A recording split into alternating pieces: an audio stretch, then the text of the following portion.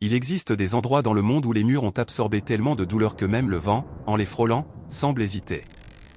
Des lieux où la poussière elle-même porte le souvenir de ceux qui ont souffert, travaillé et disparu sans que personne ne prenne jamais la peine de noter leur nom dans un registre. Le Brésil du XIXe siècle était rempli de tels endroits.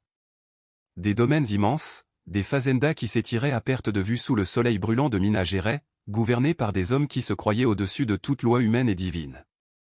Ce que vous allez entendre aujourd'hui n'est pas une légende. Ce n'est pas un récit forgé pour vous faire frissonner.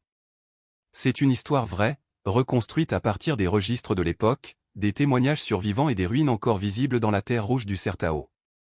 C'est l'histoire d'un homme qui reçut un ordre. Un seul ordre.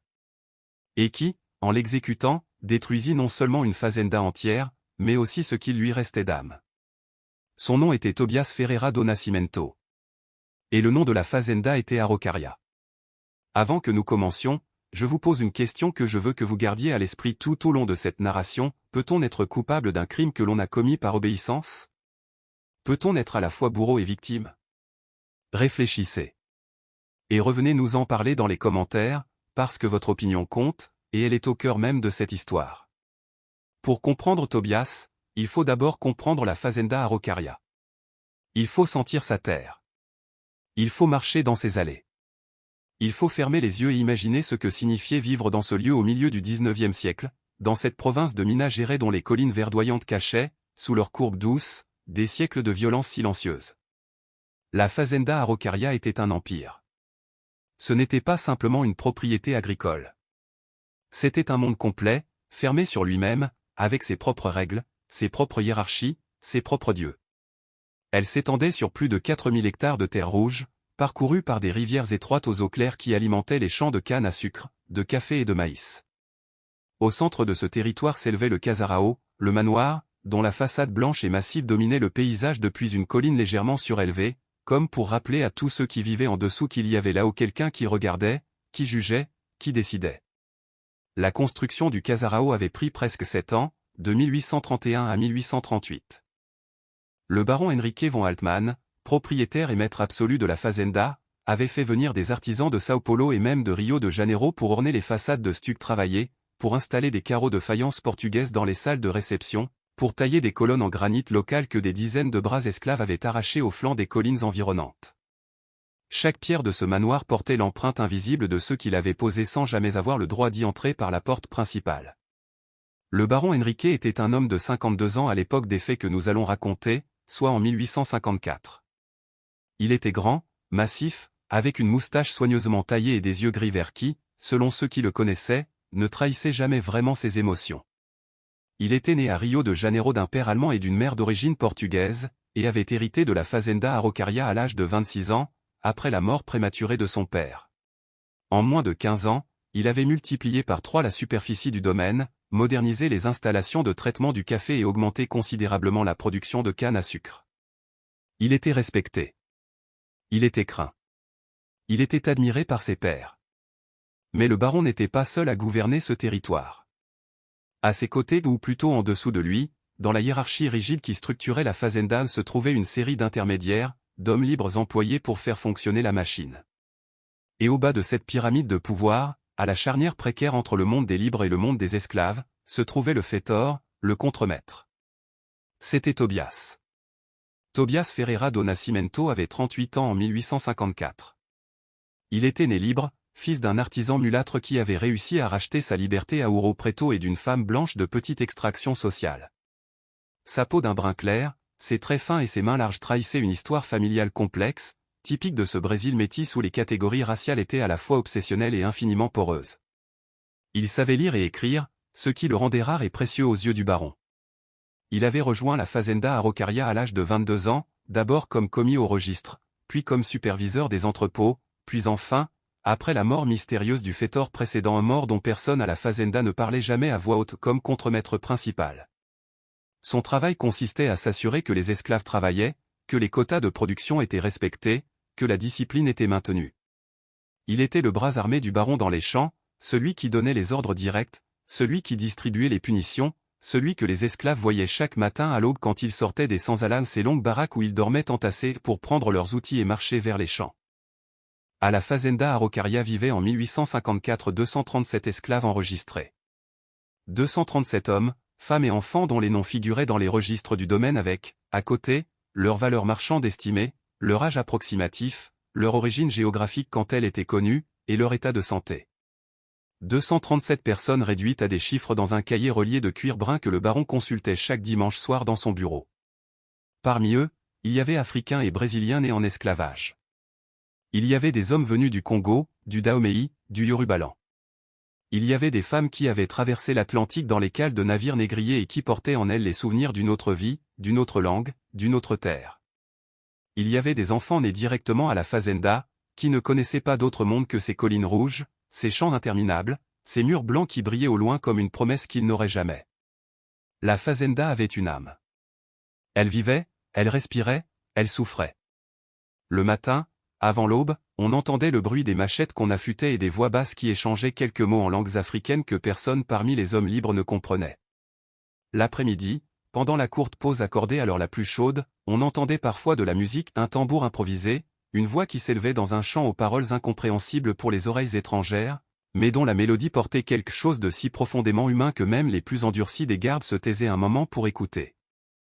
Et la nuit, quand les lampes du Casarao s'éteignaient une à une et que le baron se retirait dans ses appartements, dans les sans-alas se tenaient des conversations chuchotées, des projets murmurés, des espoirs fragiles qui survivaient malgré tout à la brutalité du quotidien. C'est dans ce monde que vivait Tobias. Entre deux mondes.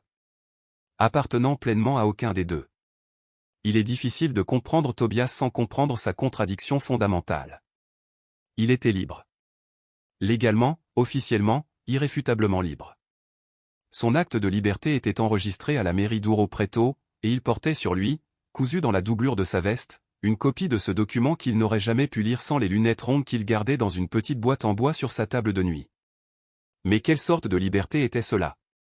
Il vivait à la Fazenda, dans une petite maison de pierre à mi-chemin entre le Casarao et les sans-alas symboliquement placés, comme si quelqu'un avait voulu matérialiser dans l'espace sa position entre deux mondes. Il mangeait mieux que les esclaves. Il dormait dans un lit. Il avait une table, deux chaises, un crucifix au mur et une fenêtre avec des volets en bois qu'il pouvait ouvrir ou fermer à sa guise. Mais il ne pouvait pas partir. Pas vraiment. Pas sans perdre son salaire, son toit, sa position sociale, le maigre respect que sa fonction lui valait dans la hiérarchie de la Fazenda. Pas sans redevenir ce qu'il était au fond, un homme de couleur sans terre, sans argent, sans protection, dans un Brésil qui n'avait pas encore aboli l'esclavage et qui regardait les hommes libres de couleur avec une méfiance permanente. Sa relation avec le baron était compliquée. Le baron le respectait, à sa manière. Il l'appelait par son prénom, lui parlait directement, lui demandait parfois son avis sur les questions de gestion. Il lui avait même offert, l'année précédente, un cheval, un beau rouquin nerveux que Tobias avait baptisé Tupa, du nom du dieu du tonnerre dans la cosmologie Tupi. Mais c'était la relation d'un maître à un serviteur de confiance, pas celle de deux égaux. Le baron savait que Tobias lui était attaché par une chaîne invisible mais tout aussi réelle que celle qui entravait les esclaves dans les premiers temps de leur captivité. Et Tobias le savait aussi. Ce matin de septembre 1854, un lundi, le soleil venait à peine de se lever au-dessus des crêtes boisées à l'est de la Fazenda. Tobias fut convoqué dans le bureau du baron. C'était inhabituel. En général, le baron convoquait son contremaître en fin de journée, pour faire le point sur la production, discuter des incidents du jour, planifier le lendemain. Une convocation à l'aube ne présageait rien de bon.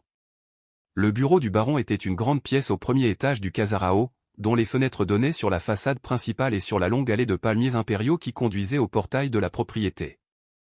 Les murs étaient couverts de cartes géographiques et de tableaux représentant des scènes de chasse.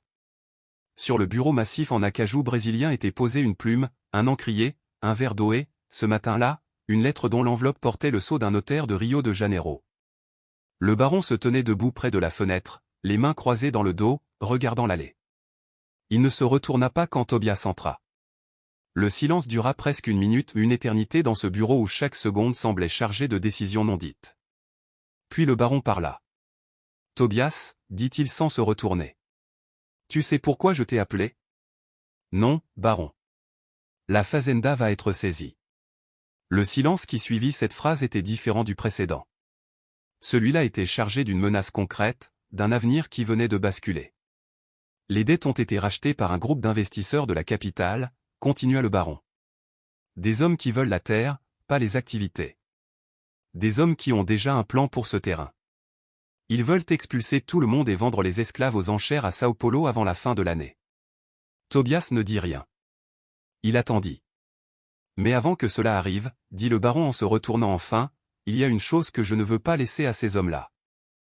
Une chose que j'ai construite de mes mains, de mon argent et de ma sueur. Ces archives. Tout ce qui est dans ce bureau. Les registres de production. Les registres des esclaves. Les contrats. Les correspondances. Tout. Il fit une pause. Je veux que tu brûles tout. Tobias regarda son maître. Il essaya de lire quelque chose dans ses yeux gris verts, un doute peut-être, un remords, une hésitation. Il ne trouva rien. Seulement la certitude froide d'un homme qui avait pris sa décision. Tout, baron? Tout. Le bureau. La bibliothèque. Les entrepôts d'archives. Tout ce qui peut les renseigner sur ce que j'ai fait ici, sur ce que j'ai eu. Je veux qu'ils ne trouvent que des cendres. Et commença Tobias. Les esclaves auront le temps de sortir, dit le baron. Je ne suis pas un monstre. Tu leur donneras l'ordre d'évacuer les sans-Allah avant. Mais les bâtiments, Tobias. Le Casarao inclus. Je préfère voir tout cela brûler que de le laisser à ces hommes. Ce fut à ce moment-là, dans ce bureau au plafond haut, face à cet homme qui lui demandait d'effacer des décennies d'existence humaine dans les flammes, que Tobias sentit quelque chose se déchirer en lui. Pas encore de la conscience. Pas encore du refus. Plutôt une fracture infime dans la structure de son obéissance. Il hocha la tête. Ce sera fait cette nuit, baron. Et ce fut dit. À vous qui regardez, avant que nous continuions, j'aimerais vous poser une question directement. Vous avez maintenant entendu les 2 premiers actes de cette histoire. Que pensez-vous de Tobias jusqu'ici? Est-il coupable? Est-il victime?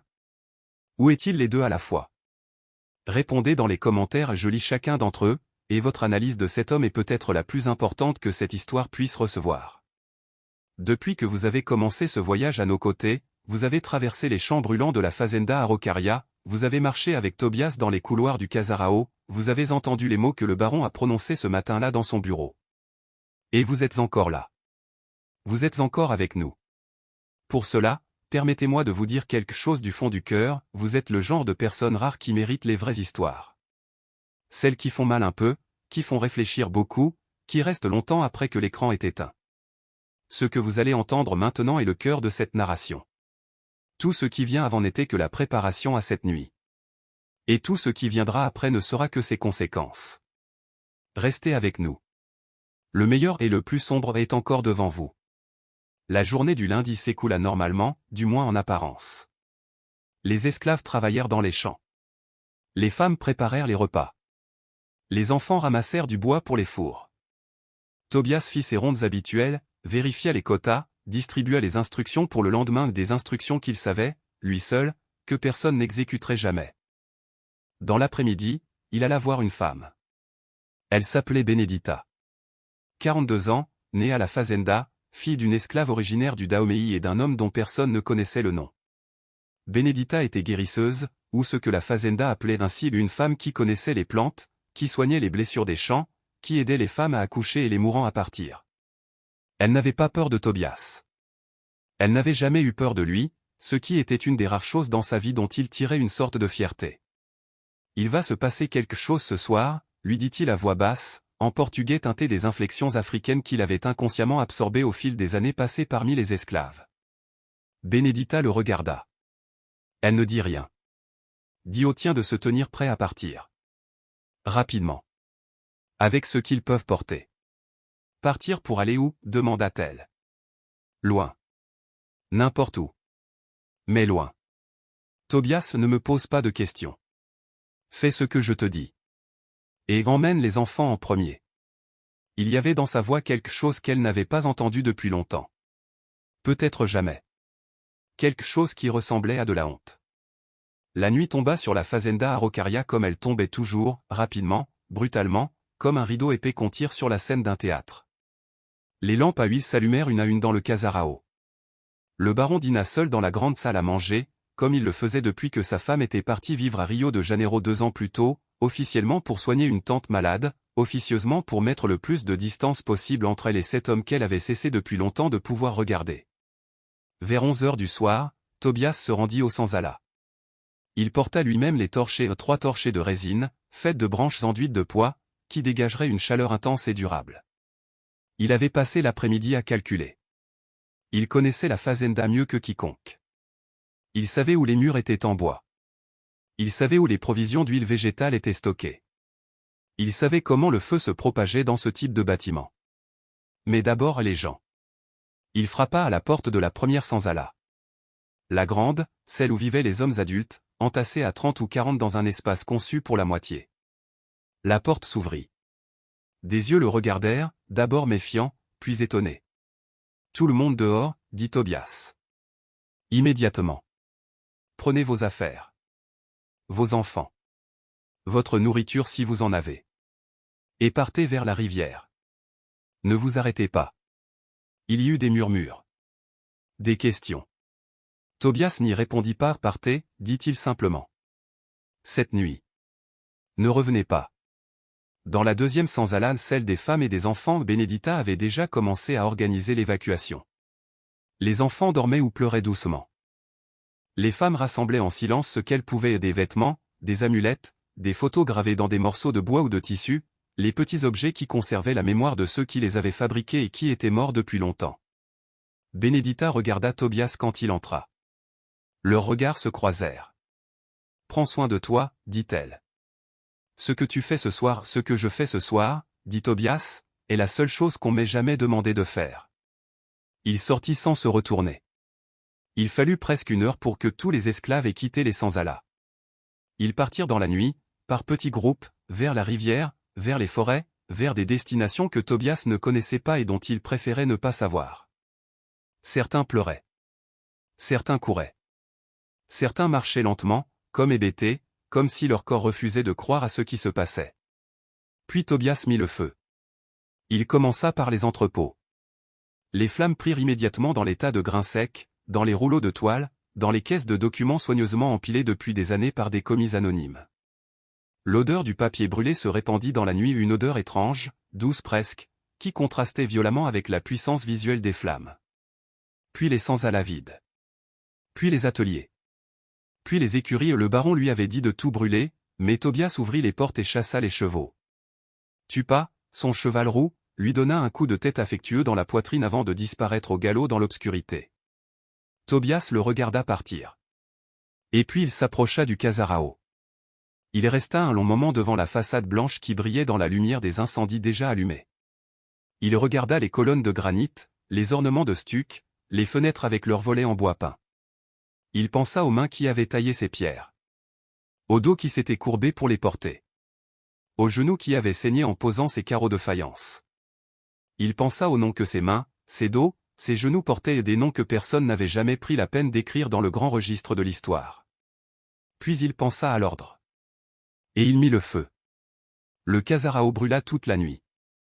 Les flammes atteignirent les étages supérieurs en moins d'1 heure, faisant éclater les fenêtres et s'effondrer les balcons sculptés. La lumière de l'incendie était visible depuis des villages à plusieurs kilomètres de distance. Des paysans se réveillèrent et sortirent de chez eux, croyant voir le soleil se lever à l'ouest. Le baron regardait depuis la colline en face, à cheval, immobile.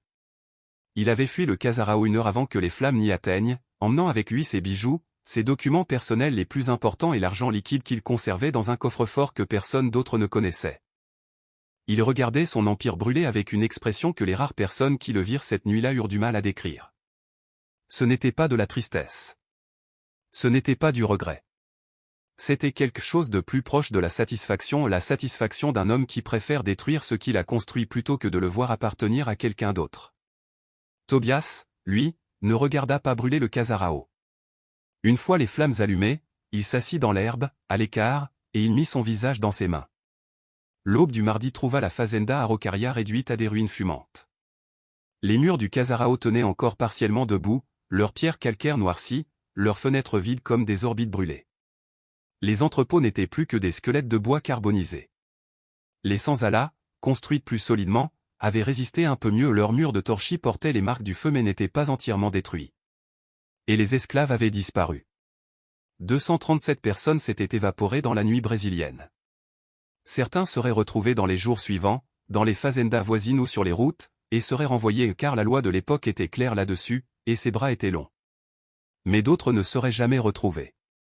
D'autres avaient couru assez vite, assez loin, et avaient disparu dans les forêts et les quilombos qui ponctuaient le territoire comme des îlots de liberté dans un océan de servitude. Tobias fut retrouvé le matin par un groupe de gardes à cheval envoyé depuis la ville voisine, alerté par les flammes aperçues dans la nuit.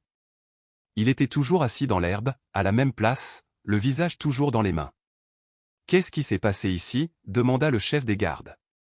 Tobias releva la tête. Ses yeux étaient rouges de la fumée, de la fatigue, d'autre chose peut-être. « Un incendie » dit-il simplement. « Un incendie accidentel » Tobias regarda les ruines fumantes. Il pensa à ce qu'il pourrait dire. Il pensa aux 237 noms qui ne figuraient plus dans aucun registre, puisque les registres avaient brûlé eux aussi. Il pensa à Benedita, quelque part dans les forêts avec ses enfants et ses plantes médicinales. Il pensa à Tupa galopant librement sur des routes qu'il ne connaissait pas. Accidentelles, dit-il. Dans les jours qui suivirent, une réalité plus complexe et plus sombre commença à émerger des cendres. Le baron avait disparu. Parti vers Rio de Janeiro, disait-on, avec un bagage léger et une mine sombre. Mais des papiers que ses créanciers avaient conservés dans leur propre coffre et qui avaient donc survécu à l'incendie racontaient une histoire différente de celle d'un simple homme endetté forcé de liquider ses biens. Le groupe d'investisseurs qui avait racheté les dettes du baron ne l'avait pas fait de manière ordinaire. Il s'agissait d'un consortium de propriétaires fonciers et de marchands d'esclaves qui avaient des intérêts dans plusieurs fazendas de la province. Leur plan, tel que le révélèrent progressivement les enquêteurs dépêchés depuis la capitale provinciale, était d'acquérir les terres de la fazenda Araucaria pour y installer un nouveau système de production et de vendre les esclaves du baron dans d'autres États, là où les prix étaient encore plus élevés, là où la demande en main-d'œuvre servile restait forte malgré les pressions croissantes des abolitionnistes. Le baron avait donc brûlé sa propre fazenda non pas par dépit romantique, non pas pour priver ses ennemis d'un bien précieux, mais pour effacer les preuves. Les registres d'esclaves. Les actes de propriété. Les contrats signés au fil des années avec des marchands d'esclaves qui opéraient en dehors des limites de la légalité, même de la légalité laxiste de l'époque. Les correspondances avec des fonctionnaires corrompus qui fermaient les yeux sur des pratiques illégales en échange de cadeaux et de faveurs. L'ordre donné à Tobias n'était pas seulement l'acte d'un homme vaincu qui brûle ce qu'il ne peut pas garder. C'était l'acte d'un homme qui effaçait des décennies de crimes pour ne jamais en répondre devant aucun tribunal. Et Tobias avait brûlé les preuves pour lui. De ses propres mains. Quand cette réalité commença à se préciser, quelque chose changea dans l'âme de Tobias. La fracture infime qu'il avait sentie dans le bureau du baron le matin précédent s'élargit jusqu'à devenir un gouffre. Il comprit vraiment, pas seulement intellectuellement mais viscéralement, dans ses tripes et dans ses os ce qu'il avait fait. Il n'avait pas seulement brûlé des bâtiments. Il avait brûlé des preuves. Il avait effacé des noms. Il avait participé à rendre invisible ce qui aurait dû être vu. Il y avait des enfants dans ces registres. Des âges. Des provenances. Des histoires fractionnées en quelques mots notés à la va-vite dans les colonnes étroites d'un registre de comptable. Et maintenant tout cela était cendre. Les semaines qui suivirent l'incendie de la fazenda Araucaria furent parmi les plus étranges que Tobias ait jamais vécues. Il n'était pas en prison. L'enquête officielle avait conclu, après plusieurs auditions peu convaincantes, à un incendie d'origine indéterminée, une formule commode qui permettait de classer l'affaire sans avoir à identifier des responsables et sans avoir à démêler les fils d'un réseau d'intérêts dont plus d'un enquêteur avait des raisons de ne pas trop s'approcher. Il vivait dans une chambre louée dans la ville voisine, payé avec ce qui lui restait de ses économies une somme modeste, fruit de 16 années de service à la fazenda. Il mangeait peu. Il dormait mal. Il pensait beaucoup. Il pensa à Benedita. Il ne sut jamais ce qu'elle était devenue. Certains disaient qu'elle avait été recapturée et vendue dans les provinces du Nord. D'autres disaient qu'elle avait rejoint un quilombo dans les montagnes. Tobias choisissait de croire la deuxième version, parce que l'alternative était insupportable. Il pensa aux 237, à ceux qui avaient fui et avaient été rattrapés. Aux enfants séparés de leur mère dans la confusion de la nuit. Aux vieux qui n'avaient pas pu courir assez vite. Il fit des calculs qu'il aurait préféré ne pas faire. Il pensa au baron. Il ne le revit jamais. Le baron Henrique von Altmann mourut à Rio de Janeiro en 1861, 7 ans après les faits, d'une maladie des poumons selon le registre d'état civil. Il mourut dans un appartement convenable dans un quartier respectable, avec suffisamment d'argent pour payer ses dettes immédiates et pas assez pour reconstruire ce qu'il avait perdu. Il n'y eut aucun procès. Aucune condamnation. Aucune justice, dans l'acception formelle du terme. Tobias, lui, vécut encore 22 ans après l'incendie. Il quitta Minas Gerais pour s'installer à Salvador de Bahia, cette ville où la culture africaine avait réussi à survivre malgré tout à 2 siècles d'oppression, où les Orixa se cachaient derrière les saints catholiques pour traverser les siècles, où la langue portugaise elle-même s'était teintée d'inflexions yoruba et fon qui lui donnaient une musicalité particulière. À Salvador, il travailla comme scribe pour les marchands du port, rédigeant des lettres et des contrats pour des hommes qui ne savaient pas lire. C'était un travail humble, loin de la puissance qu'il avait exercée à la fazenda. Mais il était plus proche, d'une certaine manière, de ce que sa conscience pouvait supporter. Il est dit et cela figure dans quelques lettres retrouvées bien plus tard dans les archives d'une paroisse de Salvador que Tobias passa les dernières années de sa vie à tenter de retrouver les noms des esclaves de la fazenda Araucaria. Il interrogeait les anciens, collectait les témoignages, essayait de reconstituer ce que les flammes avaient effacé. Pas pour les autorités. Pas pour la justice formelle, qui de toute façon n'existait pas pour ces gens-là. Mais pour lui-même. Pour inscrire quelque part, dans un cahier qu'il rédigeait de sa propre main, les noms de ceux qu'il avait aidé à rendre invisibles. Il ne termina jamais ce travail. Tobias Ferreira do Nascimento mourut en 1876 à Salvador de Bahia, à l'âge de 60 ans, d'une fièvre tropicale qui emporta aussi, avec lui, son cahier de noms. On ne sait pas si le cahier fut brûlé, perdu, ou simplement jeté par quelqu'un qui ne comprit pas ce qu'il contenait. Ce qui est certain, c'est qu'il avait essayé. Et ce qui est certain aussi, c'est qu'essayer n'était pas suffisant. Les ruines de la fazenda Araucaria existent encore aujourd'hui, quelque part dans les collines de Minas Gerais. Les murs du Casarao, partiellement effondrés, sont envahis par la végétation. Des arbres poussent là où était le bureau du baron. De la mousse recouvre les colonnes de granit. La nature a repris patiemment ce que les hommes avaient arraché à la terre. Mais si vous vous rendez là-bas, si vous posez la main sur ces pierres noircies, si vous fermez les yeux et que vous écoutez le silence de ces collines, vous entendrez peut-être quelque chose. Pas des voix. Pas des mots. Quelque chose d'antérieur au langage. Quelque chose qui ressemble à 237 présences qui attendent encore que quelqu'un prononce leur nom. Nous voilà au bout de cette histoire. Au bout de cette nuit qui ne s'est jamais vraiment terminée, de ces cendres qui portent encore, après toutes ces années, la chaleur de ce qu'elles ont consumé. Tobias était-il coupable? Oui. Indéniablement. Il a mis le feu. Il a obéi. Il a participé à l'effacement de ce qui aurait dû rester visible. Mais était-il uniquement coupable? C'est là que l'histoire devient inconfortable. C'est laquelle nous oblige à regarder en face la complexité de ce que le système esclavagiste faisait non seulement à ceux qu'il réduisait en esclavage, mais aussi à ceux qu'il plaçait dans ces positions intermédiaires, dans ces hiérarchies de complicité qui broyaient les consciences autant que les corps. L'esclavage ne produisait pas seulement des esclaves. Il produisait aussi des Tobias, des hommes libres pris dans un engrenage dont ils ne pouvaient pas sortir sans se briser eux-mêmes. Cette histoire n'a pas de héros. Elle a des survivants, des victimes, des complices involontaires et des bourreaux qui dormaient bien la nuit. Elle ressemble, en cela, à la grande majorité des histoires vraies. Ce que vous en faites, comment vous portez cette connaissance, comment vous la transmettez, comment elle change la façon dont vous regardez le monde et son histoire, c'est votre part de cette histoire désormais. J'aimerais vous poser une dernière question, et cette fois je vous demande vraiment de répondre dans les commentaires, si vous aviez été à la place de Tobias, ce matin-là, dans ce bureau, en face du baron, qu'auriez-vous fait? Auriez-vous dit non? Auriez-vous trouvé une autre voie? Ou auriez-vous, vous aussi, obéi? Votre réponse honnête m'intéresse. Parce qu'elle nous dit quelque chose, à tous, sur ce que nous sommes capables de faire et de ne pas faire face au pouvoir. Si cette histoire vous a touché, si elle vous a fait réfléchir, abonnez-vous à cette chaîne. Chaque semaine, nous plongeons ensemble dans les pages oubliées de l'histoire, pas pour romaniser le passé, mais pour le regarder tel qu'il était, intense, complexe, et profondément humain. Activez la cloche pour ne manquer aucun épisode. Et pour continuer dans cette veine, regardez le prochain vidéo recommandé sur votre écran en ce moment même. L'histoire que vous allez y trouver est tout aussi saisissante et peut-être encore plus difficile à croire. Nous nous retrouvons très bientôt.